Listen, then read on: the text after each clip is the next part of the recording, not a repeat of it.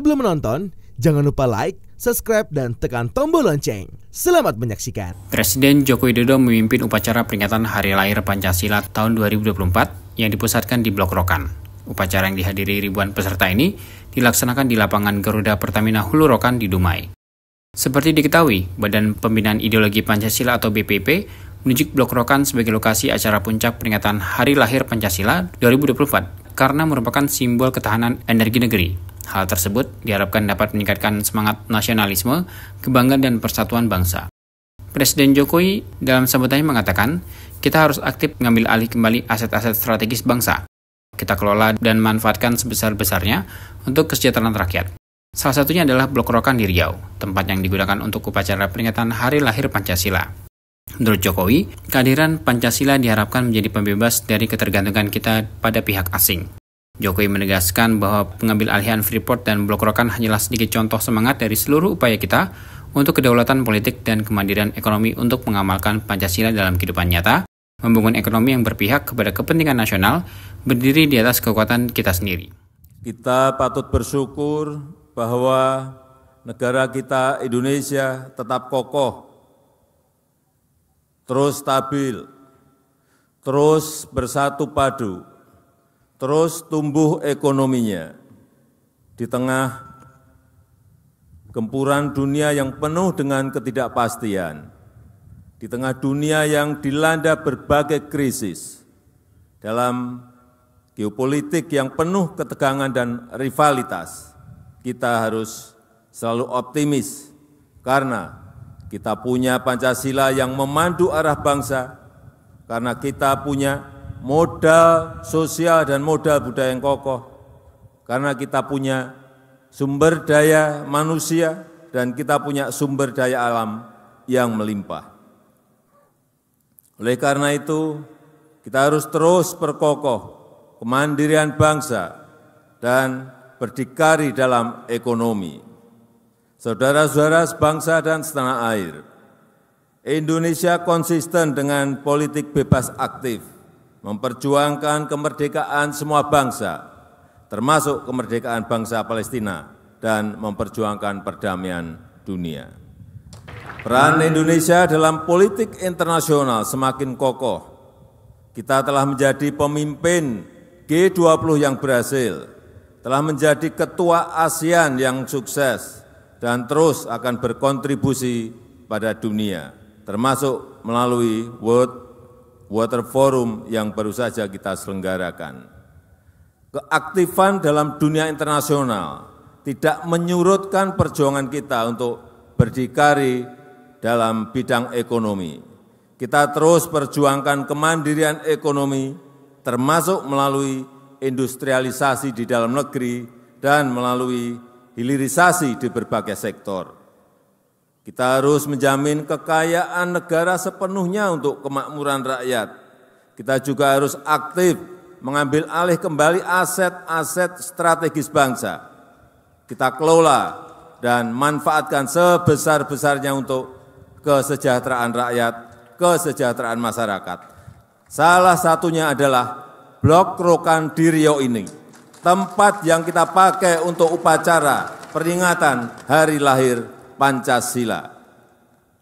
Setelah saham mayoritas Freeport kita ambil alih, kemudian kita ambil alih Blok Rokan ini di Dumai, yang merupakan blok migas paling produktif dalam sejarah perminyakan Indonesia, yang sudah dikelola perusahaan asing Caltex dan Chevron selama 97 tahun.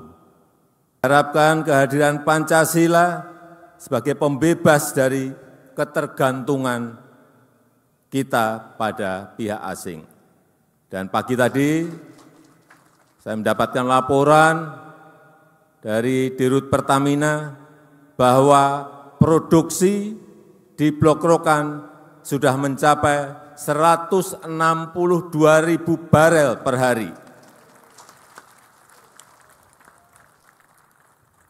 Ini lebih tinggi dari saat dikelola oleh Caltex maupun Chevron. dan merupakan 25% dari seluruh produksi nasional Indonesia. Jadi blok Rokan ini adalah blok paling besar. Freeport dan blok Rokan hanyalah sedikit contoh dari semangat dan upaya kita untuk kedaulatan politik dan kemandirian ekonomi, untuk mengamalkan Pancasila dalam kehidupan nyata, membangun ekonomi yang berpihak pada kepentingan nasional, berdiri di atas kekuatan kita sendiri. Saudara-saudara sebangsa dan setanah air, selain itu kita juga ikut terus berupaya dalam gerakan dunia menuju ekonomi hijau. Pilihan ini tentu bukan karena kita ingin ikut-ikutan, tapi karena kita mempunyai kekuatan besar, karena kita punya daya saing tinggi dalam ekonomi hijau. Kita punya hampir semua jenis energi hijau, mulai dari energi panas bumi, energi surya, energi air, energi angin, dan energi ombak. Kita juga punya hasil kebun yang bisa diolah menjadi biodiesel, bioetanol, dan bioaftur. Kekuatan energi hijau ini akan mengundang industri hijau, akan mengundang pembiayaan ekonomi hijau, menghasilkan green food, pangan hijau, dan membuka peluang-peluang bagi green jobs yang mensejahterakan dan sekaligus berkelanjutan. Maka dari itu, transisi energi harus dilanjutkan secara bertahap. Kita harus mempercepat transisi energi menuju energi hijau. Pertamina dan PLN harus terus mengembangkan energi hijau yang meningkatkan nilai tambah di dalam negeri, yang mensejahterakan masyarakat, mensejahterakan rakyat bawah, yang sejalan dengan nilai-nilai Pancasila. Saudara-saudara sebangsa dan setanah air, di tengah perkembangan zaman ini, nilai-nilai Pancasila harus diaktualisasikan dan diwariskan dalam perilaku nyata, dalam kebijakan-kebijakan nyata yang jelas hasilnya, yang nyata dirasakan manfaatnya oleh rakyat. Kini demografi Indonesia didominasi oleh generasi Y, generasi milenial, generasi Z, Gen Z, dan generasi Alpha.